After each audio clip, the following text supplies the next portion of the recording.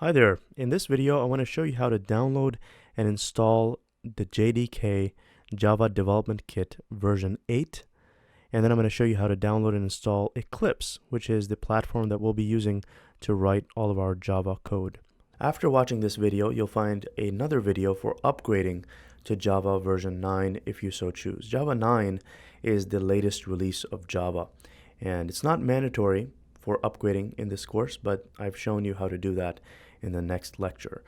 For the purposes of learning to program in Java 8 or learning to program in Java 9, there's virtually no difference.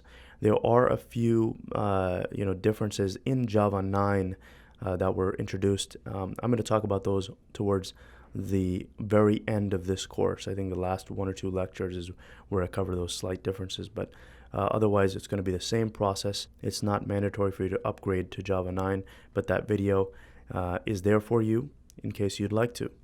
So with that being said, in this video I'm going to show you how to set up your development environment to work with Java version 8. And this is a Windows machine. I'm using Windows 7. I have a similar video for the Mac operating system. So if you're a Mac user, make sure to check out the other video. And right now I'm using a Windows 7 machine, but these instructions are going to be pretty much almost identical to other Windows operating systems. So whether 7, Windows 8, or 10, the instructions are pretty much going to be the same. So let's open up the command prompt. You can go into the search bar and type in CMD, and it will launch the command prompt. And over here, just to prove to you that there's no Java at this point on this computer, if I type in Java-version, notice it's saying Java is not a recognized program. Okay, so we need to first download and install Java on this computer. So just type in JDK 8 here in Google, and that's going to take you to the first page here. Just click on that link. This is the Oracle downloads page. Just accept the license agreement here and scroll down to where we see Windows.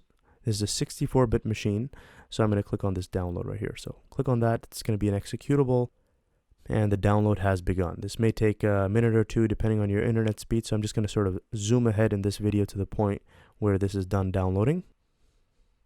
Okay, so there we have it. The download is complete. I'm going to click on that executable, and the installer will start. So just hit the run button here, and this is the installer. So just hit the next button, leave everything as default, click next.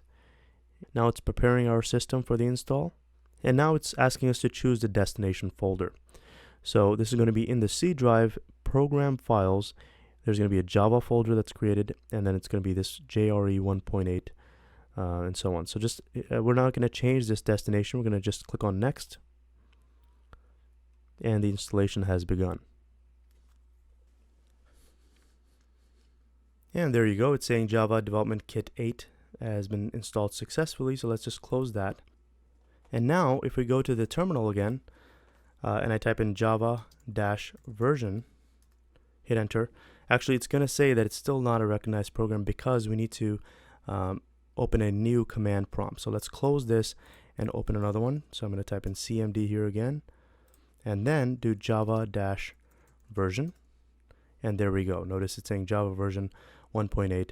This is the runtime environment. So when we want to run Java applications, let's say you download an application from the internet and it's been written in Java, the Java runtime environment is used for you to run it on your computer. But to develop your own applications in Java, you need to have this JVAC command working. So if you type in JAVAC-version and hit enter, notice it's saying JVAC is not recognized as an internal or external command. Okay, so it's not recognizing JVAC. So what we need to do is add an environment variable so that Java programs can be compiled. And I'm going to show you exactly how to do that. Let's first make our way to the destination folder where we installed Java. So if you click on the start menu, or depending on your operating system, just click on computer. However, you make your way over to the C drive and go to program files, and you'll see that there's a Java folder. So we've got two folders, the JDK and the JRE. To run Java applications, we need the JRE. That's what is being shown here, the Java runtime environment. But to write our own applications, we need the JDK. All right, so we have both, which is good. So what we need to do is in our path variable, we need to set the location for where JVac is. So let's click into this folder, go to the bin directory, and you'll see that there's JVac here. Okay, so just copy this entire folder location. So program files java jdk/bin. Take this directory and go to my computer again. Right click and go to properties. At least that's how it is in Windows 7. Whatever way you use to get to their system settings, you're going to click on this advanced system settings, and there's this environment variables button. Click there, and now we're going to add a new path variable. Just type in path, and the value for this variable is going to be the location for JDK 1.8/bin. Okay, so hit enter and close out of all of these options, and you could just exit out. We don't need all of these directories open. And let's open a new command prompt. Type in cmd in the search box, and then do jvac-version. And boom, there we go. Notice it's saying jvac, and it's giving the exact version. So now it's working. We've got java-version as well as, whoops, I misspelled version. It's java-version.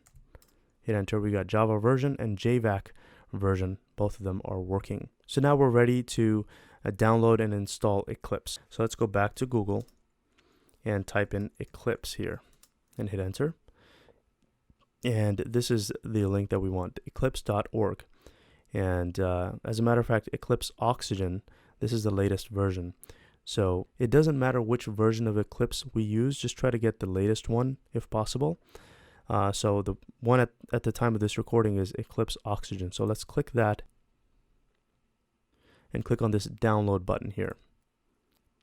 And it'll take us to the Eclipse page, and we want this Get Eclipse Oxygen. So click that. You want to make sure you get the Eclipse installer. So this is that download. Let's click that. And there you go. The download has started. I'm just going to zoom ahead to the point where it is done downloading. The Eclipse installer is done downloading. Let's open that file up and press run.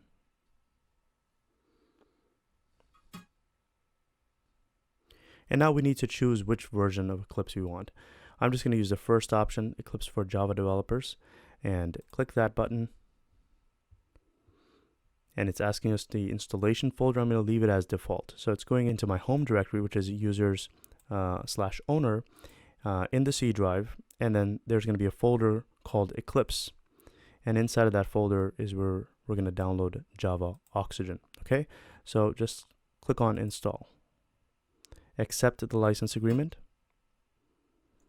And now it's installing. Once the installation is complete, there's a launch button, but I'm not going to click that just yet.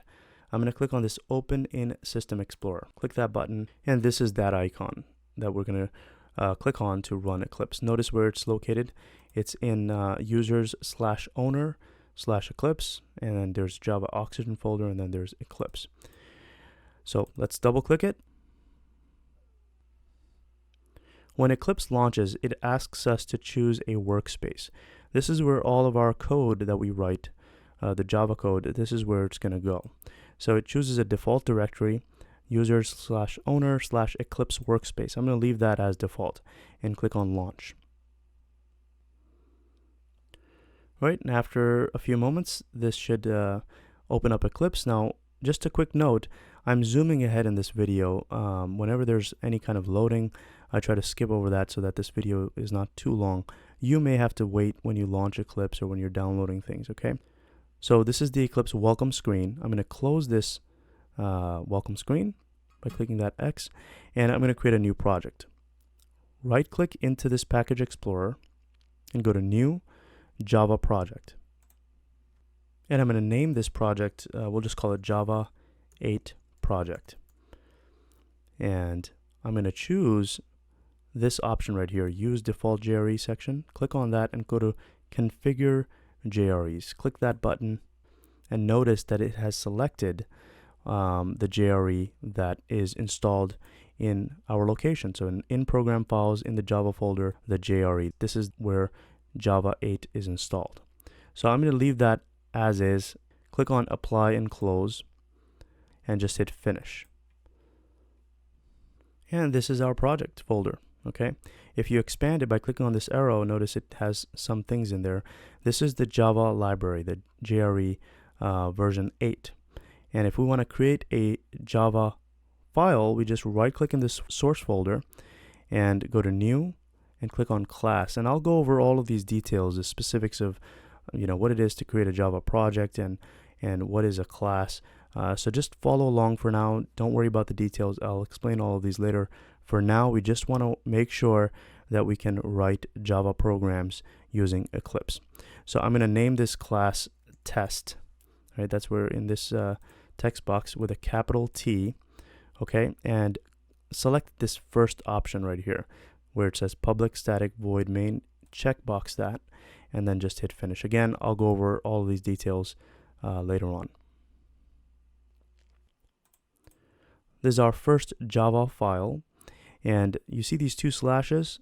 I'm just going to remove this sentence completely and just follow along. Type the following code: system with a capital S dot out dot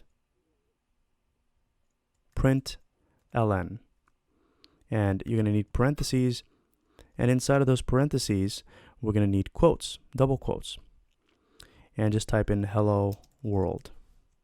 And at the end of this line we need a semicolon.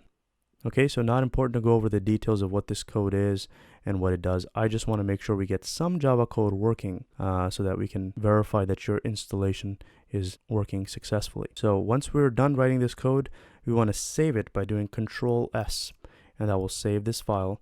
And then there's a play button up here. See this? It says run. So click on that play button and this will run this Java file. And there we go. It's done running, and notice down here something was printed out. It's printing the words hello world. So if you made it this far, you're pretty much ready to rock and roll with this course.